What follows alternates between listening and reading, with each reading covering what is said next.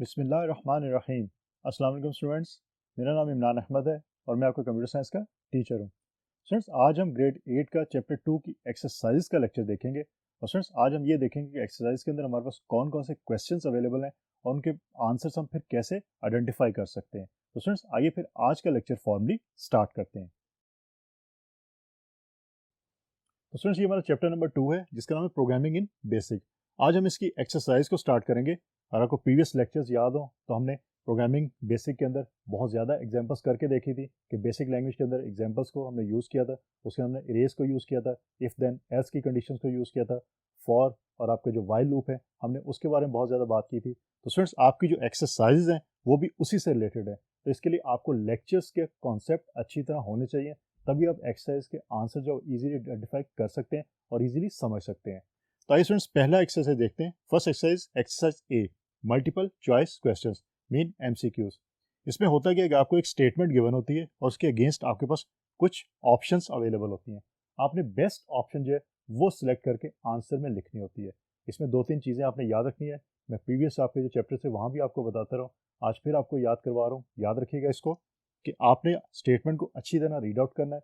उसके बाद आपने स्टेटमेंट को ये देखना है कि ये स्टेटमेंट आपके जो किस एरिया से है रिलेटेड है, मीन कौन सा एरिया, कौन से टॉपिक से रिलेटेड ये आपकी जो वो स्टेटमेंट है। फिर उस एरिया के जो कॉन्सेप्ट हैं आपने लेक्चर्स के अंदर लिए थे, उन कॉन्सेप्ट्स को माइंड में लेके आए और फिर आइडेंटिफाई करने की कोशिश करें कि आपका बेस्ट आंसर कौन सा हो सकता है।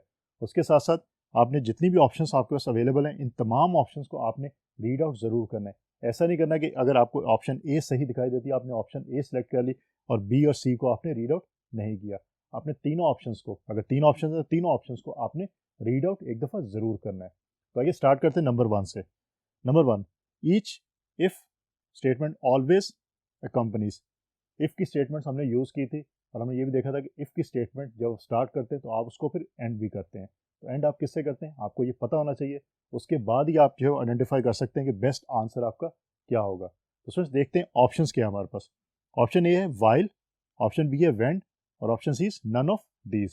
स्टूडेंट्स, आपको पता है कि वाइल आपका जो है ये लूप है, इसका इफ से कोई डायरेक्टली ताल्लुक ही नहीं है, तो इसलिए ये तो ऑप्शन में आपका आंसर नहीं हो सकता। व्हेन जो है वो वाइल के साथ यूज होता है।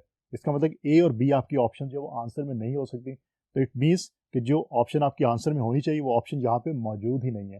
तो इसका मतलब option C none of these जो है वो आपका इस केस में आंसर होगा। तो आप इसको सिलेक्ट कर लेंगे, क्योंकि आपको पता है कि इफ जो है वो एंड करने के लिए एंड इफ आप यूज करते हैं उसके लिए। स्टूडेंट्स, उसके बाद नंबर 2 की बात करते हैं। Each while always companies. अब वाइल के साथ कौन सी चीज़ आप यूज करते हैं? Option A is wend, B is for and C is none of these. तो याद रखिएगा वाइल के साथ आप वेंड को यूज करते हैं। दोनों डब्ल्यू से स्टार्ट होता है, यहाँ से भी आप आइडिया कर सकते हैं और हिंट ले सकते हैं कि आपका आंसर क्या हो सकता है। तो इस केस में आपका जो आंसर है that is option A. Number 3, in a basic program with 3 if statements, there will always be dash and if. Students, याद रखिएगा हमने प्रोग्राम में एग्जांपल्स के अंदर करके भी देखा था कि आपने जितनी दफ़ा इफ़ यूज़ करना है प्रोग्राम में उतनी दफ़ा ही आपने एंड इफ़ भी यूज़ करना है। फॉर एग्जांपल, अगर आपने प्रोग्राम के अंदर एक दफ़ा इफ़ यूज़ किया है तो आपने एक दफ़ा एंड इफ़ यूज़ करना है। दो दफ़ा यूज़ किया है इफ़ तो दो दफ़ा आपने एंड इफ़ यूज़ करना है। तीन दफ़ा यूज़ किया है तो तीन दफ़ा आपने एंड इफ़ यूज़ करना है। और यही आपकी इस स्टेटमेंट में पूछा गया कि अगर 3 इफ़ स्टेटमेंट्स आप यूज़ करते हो तो आपको कितनी एंड इफ़ स्टेटमेंट जो है वो चाहिए होंगी। तो याद रखिएगा 3 इफ़ है तो 3 एंड इफ़ चाहिए आपको। देखते हैं ऑप्शंस में 3 की ऑप्शन है या नहीं। Option A is 2, option B is 3 and option C is 4। तो आपकी ऑप्शन बी जो है वो इस केस में आंसर होगा आपका। तो इसको सिलेक्ट कर लेंगे। Number 4, the output of length या alien function A B C D E F will be. आपको पता है कि लेंथ का जो फंक्शन है वो क्या करता है, वो आपकी जो स्ट्रिंग है उसकी लेंथ आपको बताता है ये कितनी लेंथ है। तो आपके कितने कैरेक्टर्स है स्ट्रिंग के अंदर? 1 2 3 4 5 6। तो इसका मतलब आपका जो आंसर आएगा वो 6 आएगा। लेट्स सी कि ऑप्शंस में 6 आंसर है या नहीं है। A is 4, B is 5 and C is 6। तो इस केस में आपका जो आंसर है that will be option C, 6। तो स्टूडेंट्स, अब देखते हैं कि हमारे पास नेक्स्ट नंबर 5 के ऊपर कौन सी स्टेटमेंट अवेलेबल है और उसका बेस्ट आंसर हम कैसे आइडेंटिफाई कर सकते हैं। So let's see. Number 5, the output of ASC, ASC stand for ASCII C will be. Mean ASCII code के अंदर C जो है वो किसके इक्विवेलेंट होता है, इनफैक्ट ये पूछा गया है। तो यहाँ पे ASCII का जो फंक्शन है वो यूज़ किया गया है। स्टूडेंट्स याद रखिएगा ASCII A जो होता है वो 65 होता है, तो इसका मतलब ASCII जो B है वो 66 होगा और ASCII C जो है वो क्या होगा 67 होगा। तो इसका मतलब है कि ASCII का जो फंक्शन है उसके अंदर C की वैल्यू जो है वो 67 है। लेट्स सी कि हमारे पास ऑप्शंस में ये मौजूद है 67 या नहीं। A is 66, B is 67 and C is 68। तो इस केस में आपका जो आंसर है that would be option B. इन फंक्शंस को स्टूडेंट्स आप लोग प्रोग्राम के अंदर मीन बेसिक प्रोग्राम के अंदर आप लिख के खुद भी चेक कर सकते हैं कि इनका आंसर क्या आ सकता है, ताकि आपको क्लियर हो जाए कि जो आंसर यहाँ पे मेंशन किया जा रहा है वही आंसर आपके पास भी आ रहा है या नहीं आ रहा है। Number 6, what do we need to insert in the below code to print all even numbers from 2 to 10। आपके पास कोड जो है for i is equal to 2 to 10, यहाँ पे आपने जो फिल इन द ब्लैंक्स है इसको आपने फिल आउट करना है, उसके बाद प्रिंट i और नेक्स्ट i। आंसर है हमारे पास जो ऑप्शंस है step 3, jump 2 and step 2। Students पहली चीज़ तो आपको पता है कि आपका जो सेंटेक्स है फॉर लूप का उसमें 2 to 10 के बाद आप स्टेप को यूज़ करते हैं। इसका मतलब है कि ये जंप वाली जो ऑप्शन है आपके ऑप्शन बी, ये ऑप्शन तो आपकी क्रॉस होगी, ये तो यूज़ नहीं हो सकती। अब स्टेप के बाद 3 होगा या 2 होगा। अब ये आपने फाइंड आउट करना है कि 2 वैल्यू आएगी या 3 वैल्यू आएगी। बात हो रही है इवन नंबर्स की। इवन नंबर पे आपका जो इंक्रीमेंट होता है वो 2 का हमेशा होता है, 3 का इंक्रीमेंट नहीं होता। तो इसका मतलब है कि आपका जो आंसर आएगा that would be option C, step 2। तो इस तरह आप आइडेंटिफाई कर सकते हैं। तो स्टूडेंट्स ये हमारे पास थे multiple choice question mean MCQs कि आपको स्टेटमेंट अवेलेबल है, आपने उस स्टेटमेंट की बेस के ऊपर जो ऑप्शंस अवेलेबल हैं उसमें से बेस्ट ऑप्शन जो है वो सिलेक्ट करके आंसर में बतानी होती है। अब स्टूडेंट हम बात करते हैं फिल इन द ब्लैंक्स की, कि हमारे पास जो है क्या है, एक स्टेटमेंट अवेलेबल है, उसके अंदर एक ब्लैंक स्पेस है, आपने उस ब्लैंक स्पेस को किसी अप्रोप्रिएट कीवर्ड के साथ जो फिल आउट करना होता है। तो लेट्स सी कि कैसे होगा।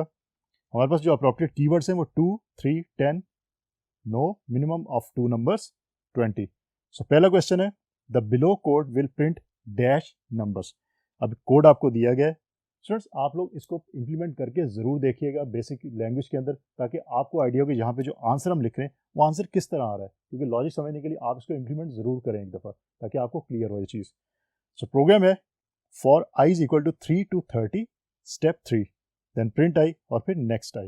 अब स्टूडेंट इनफैक्ट अगर आप गौर से देखें इसको तो हमने एग्जाम्पल्स के अंदर भी देखा था कि ये क्या चीज़ है, ये 3 का टेबल आपको बताया जा रहा है और 3 के टेबल के अंदर 3 to 30 तक जाना है, और आपका स्टेप 3 मीन 3 का आपने जंप करते रहना। 3 के बाद 6 होगा, 6 + 3 9 होगा, 9 + 3 12 होगा एंड सो ऑन। तो आपकी कितनी वैल्यूज़ यहाँ पे प्रिंट होंगी, इनफैक्ट 10 वैल्यूज़ आपकी यहाँ पे प्रिंट होंगी। तो मैं यहाँ पे मेंशन कर देता हूँ 10।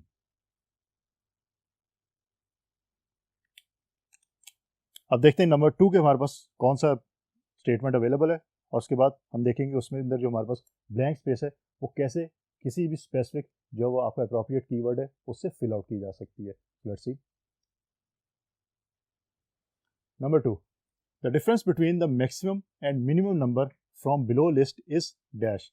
एक लिस्ट हमारे पास अवेलेबल है, इसमें से हमारे पास कुछ नंबर्स अवेलेबल हैं, हमने जो मिनिमम और मैक्सिमम नंबर्स है उनका डिफरेंस जो है वो लिखना है। स्टूडेंट्स पहले तो ये आइडेंटिफाई करते हैं कि मिनिमम कौन सा है और मैक्सिमम कौन सा है।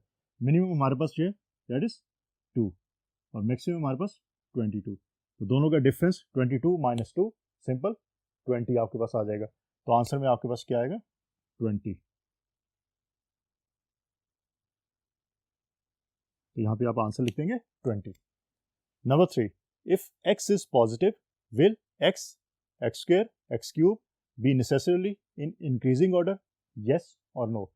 ये आपने यस और नो में आंसर देना है कि अगर x आपके पास एक पॉजिटिव इंटीजर है तो x, x² x³ जो है वो नेसेसरी मीन ज़रूरी है कि वो इंक्रीजिंग ऑर्डर में हो। स्टूडेंट्स ये ज़रूरी नहीं होता, क्योंकि फॉर एग्जांपल आप कहते हैं x की वैल्यू 1 है तो 1 होगा तो x² भी 1 होगा, x³ भी 1 होगा, तो ये तो आपका इक्वल होगा। ये ज़रूरी नहीं है कि आपका जो इंक्रीजिंग ऑर्डर के अंदर ही हो। तो इसका मतलब है कि यहाँ पे आपका जो आंसर आएगा that would be no, because this is not necessary. Number 4, how many numbers will the below code print. ये कोड कितने नंबर्स जो प्रिंट करवाएगा। लेट्स सी कोड क्या है, फ्लैग 0 है, वाइल लूप आपने लगाया, फ्लैग 0 फ्लैग 1 और प्रिंट आपने करवाया 1 2 3 लेकिन डबल कोट्स के अंदर। इसका मतलब एज इट इज़ 1 2 3 जो वो प्रिंट होगा, और ये सेकंड प्रिंट भी आपका 4 5 6 भी डबल कोट्स में है तो ये भी एज इट इज़ प्रिंट होगा। स्टूडेंट्स अब याद रखिएगा यहाँ पे अगर आप देखें तो आपके वैल्यूज़ 1 2 3 4 5 6 टोटल 6 वैल्यूज़ हैं, लेकिन क्योंकि आपने उसको डबल कोट्स के अंदर मेंशन कर दिया तो आपकी ये एक वैल्यू काउंट होगी और ये दूसरी वैल्यू काउंट होगी। तो जब प्रिंट होंगी वैल्यूज़ तो आपकी ये वैल्यू आपकी एक प्रिंट होगी और एक वैल्यू ये प्रिंट होगी। तो इसका मतलब आपकी दो वैल्यूज़ जो है वो प्रिंट होंगी। यहाँ पे आंसर आपका आएगा 2। ये आपके 2 नंबर्स जो है वो ये कोड प्रिंट करेगा। एक नंबर आपका ये होगा, एक नंबर आपका ये होगा। Number 5, what does this code print? ये कोड क्या प्रिंट करेगा? Again very simple, if A is greater than B then print B, कि अगर ए जो है वो बी से ग्रेटर है तो बी प्रिंट करवा दो, else print A and if. Students ये प्रोग्राम आपका क्या करेगा, ये इनफैक्ट मिनिमम जो होगा दोनों में से, मीन ए और बी में से जो मिनिमम नंबर होगा वो आपको प्रिंट करके देगा आंसर में। तो यहाँ पे आपका आंसर आएगा मिनिमम ऑफ 2 नंबर्स। तो यहाँ पे मेंशन कर देता हूँ मिनिमम ऑफ 2 नंबर्स। ए और बी में से जो मिनिमम होगा वो आपके आंसर में ये प्रोग्राम जो है वो शो करेगा। लेकिन अगेन मैं रिकमेंड करूंगा कि आप ये प्रोग्राम्स बेसिक प्रोग्रामिंग लैंग्वेज के अंदर लिख के खुद भी देखिएगा और देखें कि आपके आंसर्स क्या आते हैं, ताकि आपको क्लियर हो कि ये काम कैसे हो रहा है। अब स्टूडेंट देखते हैं नंबर 6 के अंदर हमारे पास कौन सा क्वेश्चन अवेलेबल है, उसका आंसर फिर हम कैसे आइडेंटिफाई कर सकते हैं। Number 6, how many numbers the below code prints? Again आपको एक कोड दिया हुआ है बेसिक लैंग्वेज के अंदर, आपने देखना है कि इसके अंदर जब कोड ये आपका एग्जीक्यूट होगा तो कितने जो है वो नंबर्स प्रिंट करवाएगा। काउंट आपने यूज़ किया, 0 को इनिशियलाइज कर दिया, वाइल किया काउंट इज लेस देन 5, तो प्रिंट आपने करवाया काउंट मल्टीप्लाइड बाय 3। तो पहले 0 था तो ये आप 0 को 3 से मल्टीप्लाई करवाएंगे तो आपकी वैल्यू 0 आ जाएगी। तो काउंट के अंदर आप जब इंक्रीमेंट करेंगे तो 0 + 2 होगा, तो नेक्स्ट टाइम काउंट जो है वो 2 हो जाएगा। तो इस तरह आपके काउंट की वैल्यू जो इंक्रीज होती रहेगी और सिर्फ आपकी 3 वैल्यूज जो है वो प्रिंट होंगी। फ्रेंड्स इसको आपने करके ज़रूर देखना है बेसिक प्रोग्रामिंग लैंग्वेज के अंदर, और रन करके देखिएगा, एग्जीक्यूट कीजिएगा और चेक कीजिएगा कि कितनी वैल्यूज आपको रिजल्ट में नज़र आती हैं। आपको 3 वैल्यूज ही इसमें नज़र आएंगी, तो मैं यहाँ पे लिख देता हूँ 3।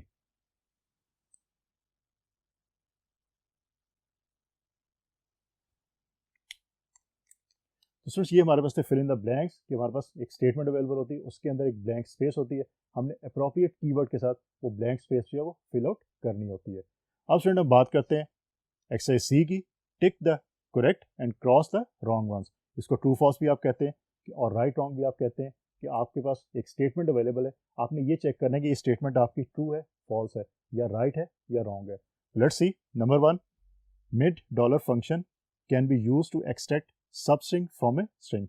ये काम हम एग्जाम्पल्स के अंदर कर भी चुके हैं, अपने चैप्टर के अंदर हमने लेक्चर जो लिए थे वहाँ पे हम ये काम कर चुके हैं, और हमें पता है कि मिड का जो आपका फंक्शन है इनफैक्ट ये क्या करता है, ये एक्सट्रैक्ट करता है सब स्ट्रिंग को स्ट्रिंग के अंदर से। तो इसका मतलब है आपकी ये जो स्टेटमेंट है ये स्टेटमेंट आपकी राइट वन है।